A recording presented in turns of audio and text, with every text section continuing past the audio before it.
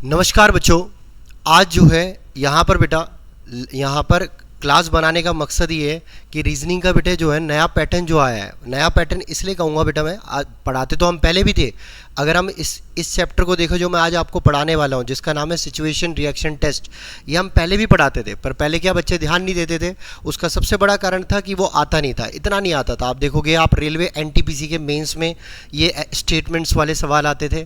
इसके अलावा बात करें तो सीजीएल मेंस में इसके सवाल आते थे। जो यहाँ पर हम बात कर रहे हैं, जो मेंस में आपका जो प्रोसीजर था अब वो प्रीलिम्स में देने लग गया है। तो पक्की बात है बेटा, रीजनिंग बदली है, तो आपको थोड़ा सा मेहनत करने की ज़रूरत है। अब सिचुएशन रिएक्शन टेस्ट जो है वो बिल्कुल आसान होता है, उसके लिए बस आपका एक प्रेजेंस ऑफ माइंड होना ज़रूरी है। तो देखो बेटा, यहाँ पर एसआरटी इसे बोलते हैं एसआरटी। एसआरटी क्या होता है? Situation reaction test.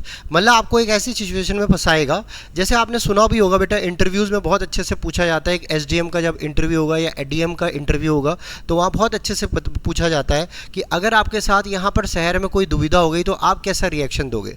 तो बच्चों, सबसे पहले जब भी आप कोई रिएक्शन देते हो तो पहले आपका प्रेजेंस ऑफ माइंड होना बहुत ज़रूरी है, ठीक है। उस जगह पे प्रेजेंस ऑफ माइंड सबका है बेटा, सबके पास माइंड मौजूद है, पर कई बार हम जो है स्टेटमेंट को ढंग से ना पढ़ के कहीं और खो जाते हैं और अपने ऊपर बात ले लेते हैं, ठीक है। तो पहले आप जब भी ऐसे सवाल आते हैं तो आप प्रशासन के हिसाब से भी चलोगे, आप मतलब यहाँ पर गवर्नमेंट के हिसाब से भी चलोगे, आप अपने हिसाब से अपना व्यक्तित्व भी दिखाओगे और जो आपको उसमें सबसे बेस्ट लगता है वो आप बोलोगे, ठीक है। अब सबसे पहले बच्चों, कभी भी याद रखना, सिचुएशन रिएक्शन टेस्ट होता क्या है।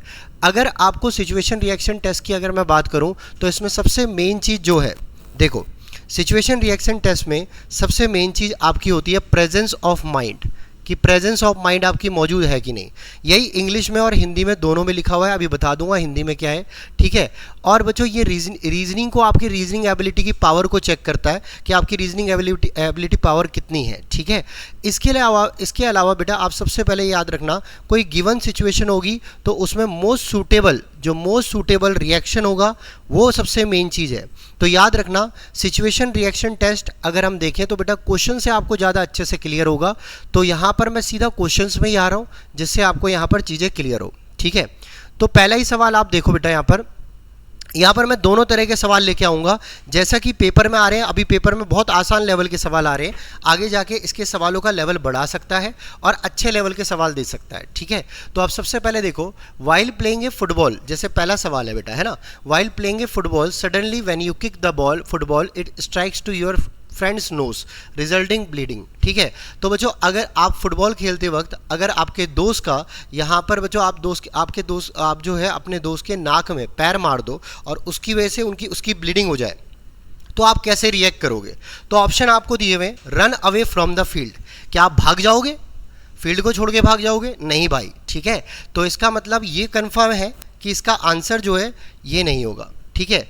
उसके बाद कंप्लीटली आप इग्नोर कर दोगे। तो बेटा, अगर आपका व्यक्तित्व मान लो ऐसा है भी, आप बुरे भी हो, मान लो कई बार कुछ बच्चे होते हैं जो बोलते हैं यार इग्नोर करूंगा, मैं सिर्फ अपनी जीत पर ध्यान दूंगा कि मेरे को जीतना है, तो बेटा वो भी बिल्कुल गलत है। यहाँ पर बी, ये भी गलत है। Take the boy to the first aid room, यहाँ पर बच्चों सबसे सूटेबल जो है वो यही है, उस लड़के को आप जो है फर्स्ट एड रूम में ले गए, ठीक है। तो ये बिल्कुल सिंपल सा सवाल था, जैसा कि अभी हाल फिलहाल फेज 13 में पूछा गया। फेज 13 में बहुत तगड़े सवाल नहीं थे, आसान सवाल थे इसके, ठीक है। अभी मैं इसके बहुत अच्छे सवाल, अच्छे लेवल के सवाल भी आपको कराऊंगा, आप देखना बेटा। अब इसका सेकंड क्वेश्चन, ठीक है, छोटी सी आपकी क्लिप है, ये वीडियो है, इसको आप ढंग से देखना बेटा, क्योंकि पैटर्न चेंज हो रहा है। तो एक बार आप जो है ये ध्यान रख लीजिए कि यहाँ पर क्या क्या चीज़ें आपसे पूछा गया है, ठीक है। अब ये भी बेसिक सवाल है। अगर बच्चों आप बोल रहे हैं, while passing by A pond, एक तालाब के पास से गुजरते समय राज को एक डूबते हुए बच्चे की रोने की आवाज़ सुनाई देती है। यदि वह तैरना जानता है तो उसे क्या करना चाहिए। तो बेटा, अगर वो तैरना जानता है तो सबसे पहले क्या उसको अगर वो तैरना जानता है तो क्या उसको अपने जो चाइल्ड के पेरेंट है उसको इन्फॉर्म करना चाहिए, क्योंकि भाई जितनी देर में इन्फॉर्म करेगा क्या पता उतनी देर में काम हो चुका हो, ठीक है। तो इसलिए बच्चों यहाँ पर जो है ए ऑप्शन बिल्कुल गलत है, ठीक है। ए ऑप्शन बिल्कुल गलत है। Dive into the pond to save him, immediately inform the police about the incident. तो बेटा, क्या यहाँ पर उसको पुलिस को इन्फॉर्म करना चाहिए? नहीं भाई। लुक फॉर प्रोफेशन डाइवर्स, नहीं भाई। आप यहाँ पर अगर आप जानते हो बेटा यहाँ पर स्विम करना जानते हो तो तालाब की बात कर रहा है, कोई समुद्र की बात नहीं कर रहा, ठीक है। तालाब की ही बात कर रहा है, कोई समुद्र की बात नहीं कर रहा। एक बार को समुद्र की बात कर रहा होता है तो आप सोचते भी, ठीक है, कि आप प्रोफेशन को बुला के लेके आओ, प्रोफेशनल्स को बुला के लेके आओ, ठीक है। पर यहाँ तालाब में आप आराम से यहाँ पर जो है स्विम कर सकते हो, उसका बहाव कुछ नहीं होता, तो यहाँ पर इसका आंसर जो है बी आएगा, ठीक है बेटा, सबसे सूटेबल ये है। अगला बच्चों देखो, अगला सवाल यहाँ पर, your bathroom tap is leaking and is a constant source of irritating noise. बच्चों आपका जो है ना बाथरूम का टैप जो है लीक कर रहा है और उसमें आवाज़ आ रही है जिससे आपको इरिटेशन हो रही है, ठीक है। तो आपको तो आपको क्या करना चाहिए, sleep with pillows upon your ears. क्या आपको ऐसे सोना चाहिए, मतलब सोते हुए उसका ध्यान, मतलब अगर बेटा कोई पहले ना एक बात सुन लेना, पहले कोई पोजीशन नहीं बता रखी कि आप क्या कर रहे हो, ठीक है। सिर्फ ये बोला है कि आपका बाथरूम का टैप जो है वो लीक कर रहा है और इरिटेटिंग नॉइज निकाल रहा है, ठीक है। तो अभी यहां पर कोई पोजीशन नहीं बता रहा कि भाई आप क्या कर रहे हो, ओके। तो आपको स्लीप मतलब आपको सो जाना चाहिए पिलो कान में डाल के, या तो आप पहले से सो रहे होते तो एक आप सोचते, ठीक है। तो ये बिल्कुल ये तो गलत है भाई, ठीक है। Put a bucket underneath it, ठीक है। यहां पर बेटा put a bucket underneath it, क्या आप बेटा बाल्टी रख के उसका, यहां पर बाल्टी रख के उसका पूरा समाधान हो जाएगा? क्या आप रिएक्शन ऐसे करोगे? नहीं बेटा। अगला, try to put up a cork upon the mouth of the tap, call a plumber to repair the tap. तो बेटा देखो आप खुद बताना, इसमें सबसे बेस्ट अगर आप देखो तो आप प्लम्बर को बुलाओगे और उसको रिपेयर करने के लिए कहोगे, तो इसका आंसर डी ऑप्शन होगा, ओके बेटा। समझ में आ गई बात?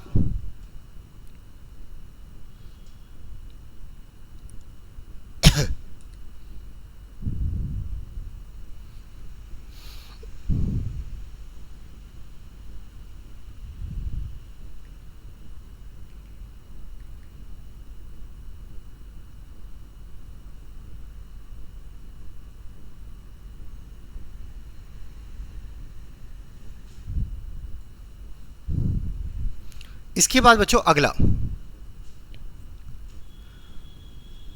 अगला सवाल बेटा, ये इजी लेवल के सवाल है जो पेपर में पूछे गए हैं बेटा, है ना, लगभग। While sitting in A park you observe that a man comes to the place on the motorbike, leaves it there and goes away with someone else into car, you would। बेटा उसने बोला एक पार्क में बैठे हुए आप देखते हो कि एक व्यक्ति मोटरसाइकिल पर आता है, उसे वहीं छोड़ देता है और किसी और के साथ, यहाँ पर किसी और के साथ में बैठकर चला जाता है, ठीक है। बच्चों एक बोल रहा है एक पार्क में बैठे हुए आप देखते हो कि एक आदमी मोटरसाइकिल पर आता है, उसे वहीं छोड़ देता है, मोटरसाइकिल को वहीं छोड़ रहा है और किसी और के साथ बैठकर चला जाता है। चेज द पर्सन, क्या आप उस पर्सन का पीछा करोगे? नहीं भाई, ठीक है। कॉल इन्फॉर्म द पुलिस, हो सकता है भाई, और भी पढ़ते हैं। कॉल बैक द पर्सन, उसको बुलाओगे दोबारा वापस, बेटा कैसे बुलाओगे जब वो चला जा चुका है? पहले देखो ना, आप जा चुका है भाई वो, है ना।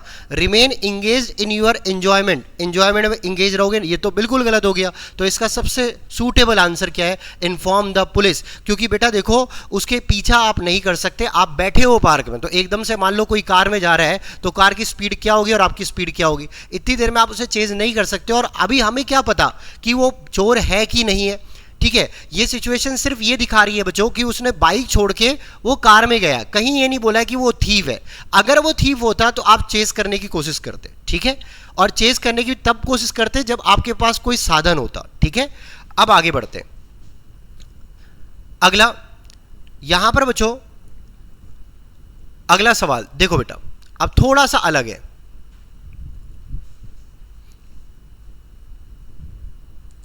पढ़ो इसे।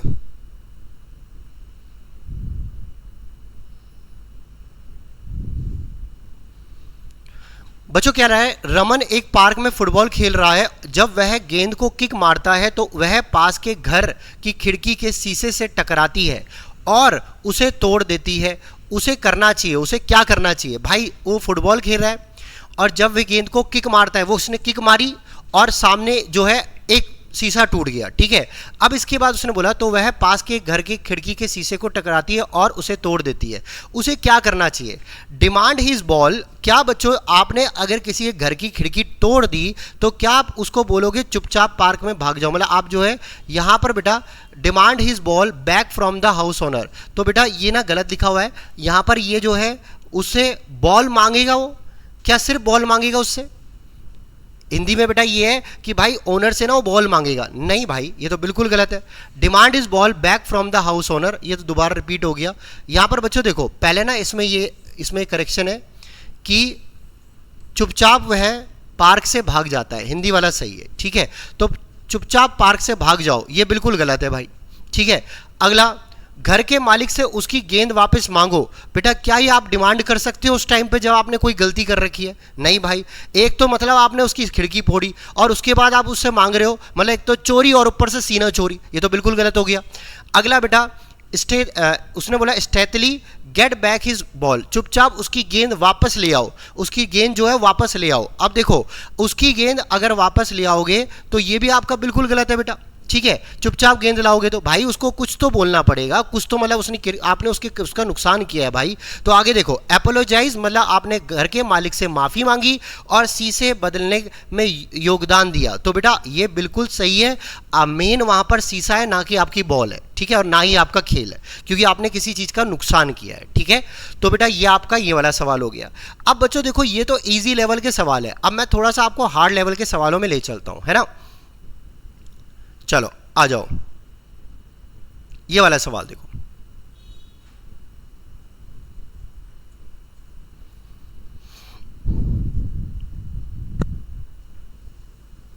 पढ़ो इसे,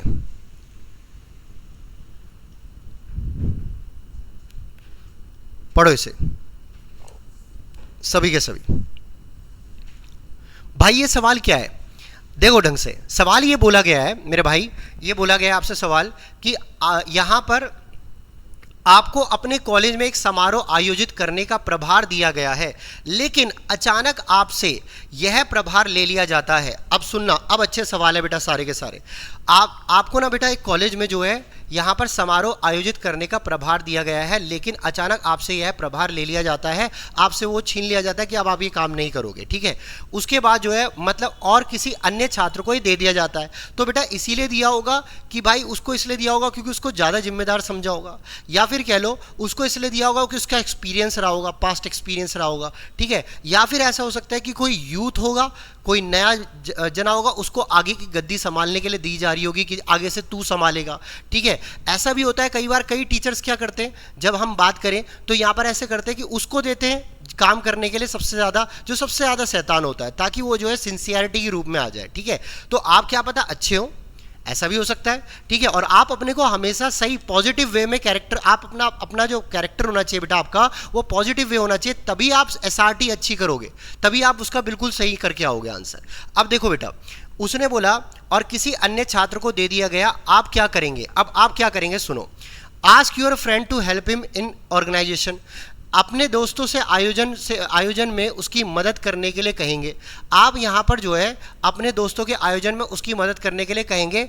यहाँ पर बच्चों अपने यहाँ पर मदद करने के लिए कहेंगे मतलब पूछेंगे बेटा, पूछेंगे, ये है पूछेंगे, इसकी जगह पूछेंगे, ठीक है। उसके बाद help him in organization the function successfully, बेटा आप समारोह को सफलतापूर्वक आयोजित करने में उसकी सहायता करेंगे। तो बेटा आप ये चाहते हो ना, स्कूल तो आपका है, स्कूल है चाहे कॉलेज है, वो आपकी चीज़ है, तो आप चाहोगे ना कि मेरे स्कूल या मेरा कॉलेज की कोई भी ऑर्गेनाइजेशन कुछ भी हो, फंक्शन हो, वो सक्सेसफुल हो, ठीक है। तो अभी यहाँ पर आप मुझे बताओ इन दोनों में से, देखो अभी तो हमें नहीं पता, अभी इन दोनों को हमने पढ़ा है, आप जरूर रीडिंग हैबिट डालो जैसे मैं बना रहा हूं, ठीक है। यहां पर अगला देखो तीसरा, समारोह समाप्त होने तक स्वयं को अनुपस्थित कर रखेंगे, बिल्कुल गलत भाई, ये तो नेगेटिव सेंस आ गया, बिल्कुल नेगेटिव हो गया आप तो भाई। Argue with incharge authority how to take the charge off, यहाँ पर जो आपका अधिकारी है उससे आप जो है यहाँ पर वाद विवाद करोगे कि भाई मेरे से क्यों यहाँ पर ये काम छीना, इससे कोई फायदा नहीं है बेटा, है ना। तो इसका मतलब ये जो दोनों चीजें हैं ये आपकी नेगेटिव कैरेक्टर को दर्शाती है, इसलिए गलत हो गया। अब इन दोनों में से एक होगा, और यही बेटा एसआरटी हो चाहे आपका स्टेटमेंट एजम्पशन हो चाहे आपका असर्शन रीजन हो, मैं सब आपको कराऊंगा। पर एक चीज सुनना, आप अपना कैरेक्टर पॉजिटिवली रखोगे, उसके बाद क्या होता है, अगर आपका कैरेक्टर पॉजिटिव है तो दो आपकी जो यहां पर ऑप्शंस होते हैं वैसे ही एलिमिनेट हो जाते हैं। अब बाकी जो दो बचते हैं उसमें आपको यह सोचना पड़ता है, थिंकिंग ये होनी चाहिए कि हर एक स्टेटमेंट के हर एक वर्ड को ढंग से देख के पढ़ के फिर उसका आंसर देना चाहिए।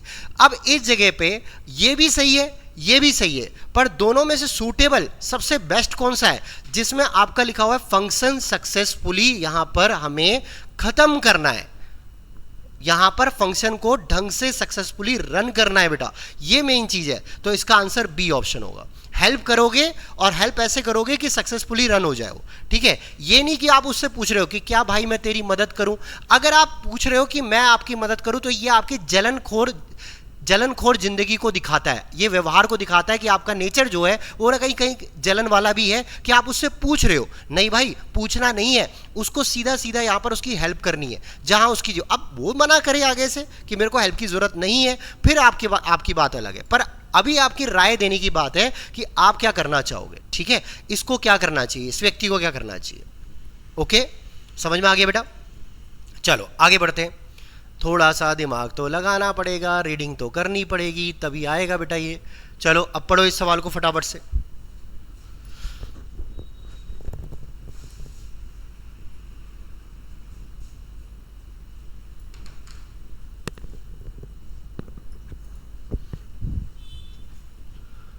आप अपने दो दोस्तों के साथ किसी परीक्षा की तैयारी कर रहे हैं, लेकिन उनके बीच लड़ाई के कारण आपको उनके साथ परीक्षा की तैयारी करने में कठिनाई हो रही है। आप इनमें से क्या करेंगे।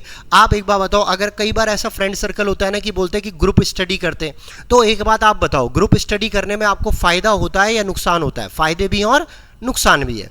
तो बच्चों देखो, सबसे ज़्यादा अगर हम बात करें, जब कोई बच्चा जीके पढ़ रहा होता है तो मैं हमेशा प्रेफर करता हूँ, देखो ऑफलाइन में जो ताकत है वो ऑनलाइन में इतनी नहीं होती कि ऑफलाइन आप किसी बच्चे को बोल लो, मतलब मैं कह रहा हूँ आप ऑनलाइन किसी बच्चे से व्हाट्सअप में बात कर रहे हो और उससे आप कुछ पूछ रहे हो तो वो ज़्यादा बेनिफिट नहीं देगा आपको। बेनिफिट क्या देगा, आप ये याद रखना कि आप उसके साथ बैठ के पढ़ रहे हो और उसको भी समझा रहे हो और वो भी आपको समझा रहा है, क्योंकि हर कोई व्यक्ति का हर सब्जेक्ट बिल्कुल परफेक्ट नहीं हो सकता, ठीक है। मान लो मैं हूं, मेरी मैथ्स अच्छी है, मेरी रीजनिंग अच्छी है, तो क्या पता मेरी जीके कमजोर हो, तो जीके वाला साथी अगर मुझे कोई मिल जाए तो उसे उसके साथ ग्रुप स्टडी करने में क्या बुराई है भाई। क्या पता उसकी मैथ रीजनिंग बेकार हो। तो अब ऐसा हो जाए, मान लो कि ऐसे आपके यहाँ पर 3 का आपका यहाँ पर फ्रेंड सर्कल है और उनमें से 2 की लड़ाई हो जाए, तो भाई एक बात बताओ, चाहे आप अपने फायदे के लिए सही, चाहे आप कैसे भी सही, वैसे कभी भी इन सवालों में अपना फायदा नहीं देखना है, पर एक बात मैं आपको बता रहा हूं, उन दोनों की लड़ाई हुई है तो आप उसको सॉल्व कराने की कोशिश करोगे या पीछे हट जाओगे। आप सॉल्व कराने की कोशिश करोगे, ठीक है। तो चलो अब आते हैं, you will prefer to prepare alone, क्या आप अकेला पढ़ना पसंद करोगे। ये सेल्फिशनेस को दिखाता है। ये आज तो आपको सक्सेसफुल बना सकता है पर बेटा आगे जाके नहीं बनाएगा, ठीक है। तो यही कितने मजेदार रीजनिंग दी है कि वहां पर वो सिर्फ बच्चों का ये देख रहा है कि पहले माइंड लेवल क्या होगा। इसे कहते हैं पेपर। मैं तो ये मानता हूं, ये नहीं रीजनिंग के 10 कोडिंग डिकोडिंग के सवाल दे दिए और 7 साल से वही चला आ रहा है, ठीक है। अब बस पेपर अच्छे तरीके से करा दिए, बस पेपर आपका जो ये आपका वेंडर है एडिक्विटी, ये अच्छे तरीके से करा दे, बाकी तो सब कुछ सही चल रहा है, ठीक है। यहां पर बच्चों you will prefer to prepare alone, ये बिल्कुल क्या हो गया, गलत। You will try to end the dispute between them, आप जो है उन दोनों के बीच की लड़ाई को सॉल्व करोगे, हो सकता है सही। आगे पढ़ो, यू विल डू नथिंग, ये भी गलत। You will ask them to leave your friends, यहां पर आप उनको बोलोगे कि भाई अपने दोस्तों को छोड़ दो, ये भी क्या हो गया, गलत। तो बेटा ये यहां पर इसका करेक्ट आंसर जो बिल्कुल स्पष्ट आंसर है वो बी है। ओके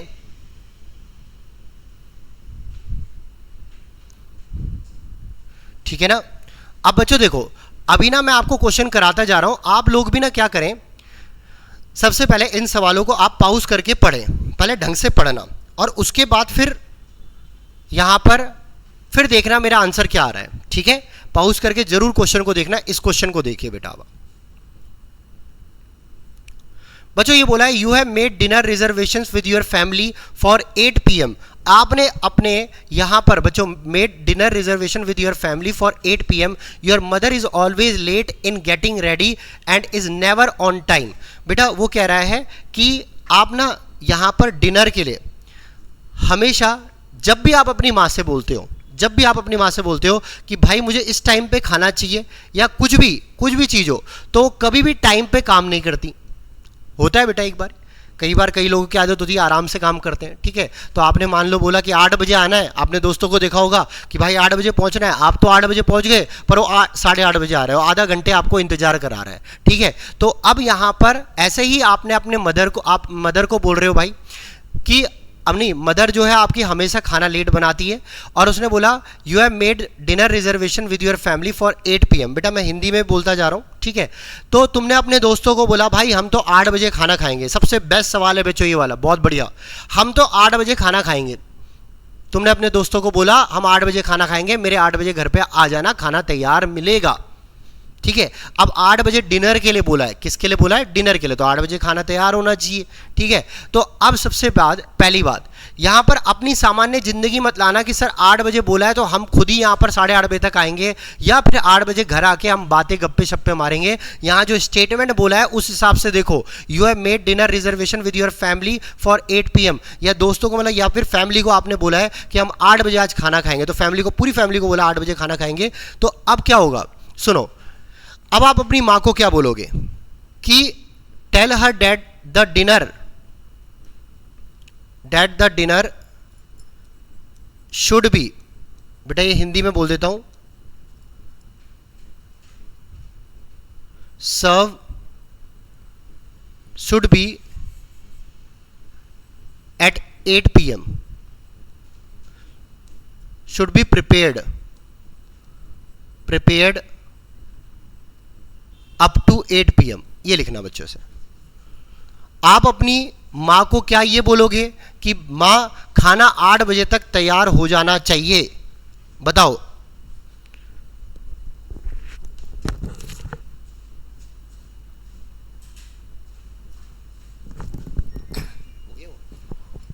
हाँ वो कर देना।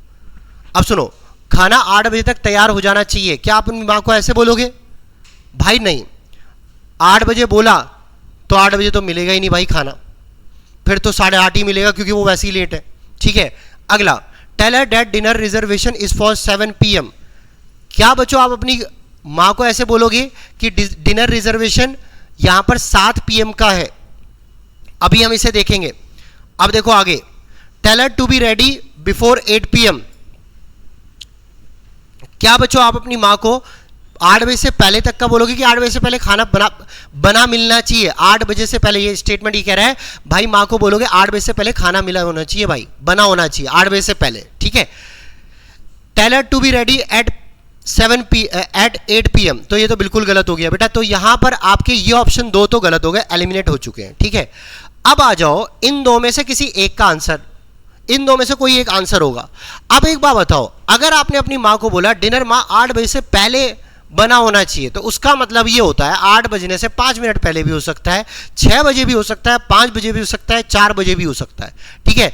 तो यहां पर ये बिल्कुल गलत है। कई बार बच्चों हम लोग ये आंसर कर देते हैं, तो ये गलत है। इसलिए गलत हुआ बेटा, 8 बजे से पहले बोला है, फिक्स टाइम नहीं दिया। आपको कुछ फिक्स टाइम तो देना पड़ेगा भाई।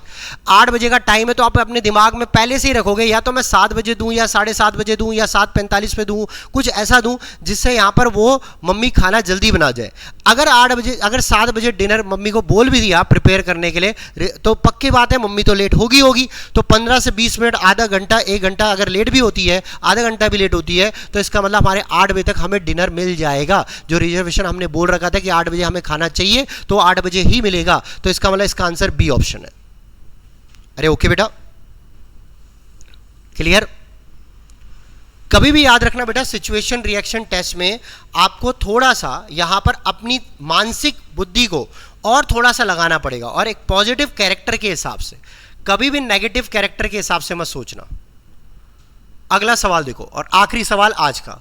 ऐसी बेटा मैं सिचुएशन रिएक्शन टेस्ट के और सवाल लाता रहूंगा आपके लिए रोज रोज प्रैक्टिस में। पहले एसआरटी के क्वेश्चन लाऊंगा, क्योंकि बेटा इसके रीजनिंग में आप देखोगे ना 25 में से 15-16 सवाल आपके पूछे गए हैं कई एग्जामों में, फेज 13 में। तो ये साफ हमें संकेत दे दिया गया है कि अब जो है स्टेटमेंट के सवाल आने लाजमी है, और आएंगे ही आएंगे, ठीक है। तो अब सबसे पहले इसके हम प्रैक्टिस करते रहेंगे, जितने मुझसे हो सके हर दिन 20-20, 25-25 मिनट की आपके लिए वीडियो बनाता रहूंगा, ठीक है। अब देखो अगला, your team member is presenting a project to a client and has overlooked certain key points and is unable to respond to the client cross question, what are your strategies. आपकी team का सदस्य client को एक project पेश कर रहा है और उसने कुछ महत्वपूर्ण बिंदुओं को अनदेखा कर दिया और वह क्लाइंट के प्रति प्रश्नों का जवाब देने में असमर्थ है, आपकी क्या रणनीति रहेगी। तो बेटा आपने क्या हुआ, आपका दोस्त जो है यहाँ पर कुछ प्रेजेंटेशन दे रहा था और वो थोड़ा थोड़ा अटक गया, ठीक है। तो और आपको ये पता चला उसने ना मेन की पॉइंट छोड़ दिए, वो जो बताने थे कंपनी के बारे में अच्छी चीज़ें बतानी थी वो भूल गया बताना। तो आप क्या करोगे, सबसे पहले क्या इतनी बड़ी मीटिंग हो रही होगी, मान लो कोई बड़ी मीटिंग हो रही है, तो क्या आप वहाँ पर उस पर चिल्लाओगे, बिल्कुल नहीं चिल्लाओगे भाई। इस गलती के लिए उस पर चिल्लाएंगे, भाई ये तो बिल्कुल पागल इंसान है अगर जो चिल्लाएगा तो। अगला देखो, उसे बीच में ही रोक देंगे, अरे भाई कैसे रोकोगे उसे बीच में, वो बेचारा बोल रहा है, उसे बीच में रोकोगे तो उसकी बेइज्जती है और उसके बाद आप खड़े होकर बोल रहे हो तो ये तो आपने पूरा डिस्प्यूट करा दिया, तो ये बिल्कुल गलत हो गया, ठीक है। Explain the skipped points and answer the cross question on behalf of the team. तो बेटा छूटे हुए बिंदुओं की व्याख्या करेंगे और टीम की ओर से प्रति प्रश्नों का उत्तर देंगे। तो बच्चों यहाँ पर सीधी सी बात है, पक्की बात है, यही सबसे बेहतर तरीका है, तो इसका आंसर सी होगा। अगला, पनिश हिम और हर फॉर दिस, उसको पनिश करेंगे इस चीज के लिए। बेटा वहां पर उस क्षण तो आप पनिश नहीं करोगे ना भाई, वो बाद में आप कुछ भी कर लेना, तो उस जगह पर उस टाइम पर आप उसे पनिश तो नहीं करोगे ना, ठीक है। तो इसका मतलब बेटा ये आपकी सारी चीजें मैंने आपको बता दिया है। ये आपका था SRT सिचुएशन रिएक्शन टेस्ट, ये आपका मैंने पूरा कराया है, अभी जितना आपके पेपरों में आ रहा है उस हिसाब से मैंने आपको कराया है। और बेटा जो मैंने आपको शुरुआत वाले सवाल बताए थे इजी अभी तो वही लेवल के आ रहे हैं, और क्या पता अच्छे लेवल के आए, उसके लिए हमने आपको थोड़े अच्छे सवाल भी करा दिए, जिसमें दो ऑप्शन आप यहाँ पर कंफ्यूज होते हैं, 2 ऑप्शनों में, 2 तो एलिमिनेट कर देते हैं हम, पर 2 ऑप्शन में कंफ्यूज हो सकते हैं, ठीक है। तो अब और मैं आपके लिए ऐसी सवाल लाता रहूंगा, सारे लाऊंगा, स्टेटमेंट के सारे सवाल, करीबन 10-15 वीडियो आपकी इसी की बनेगी, ठीक है। तो आज के लिए इतना ही, मिलते हैं बेटा आपको अगली क्लास में।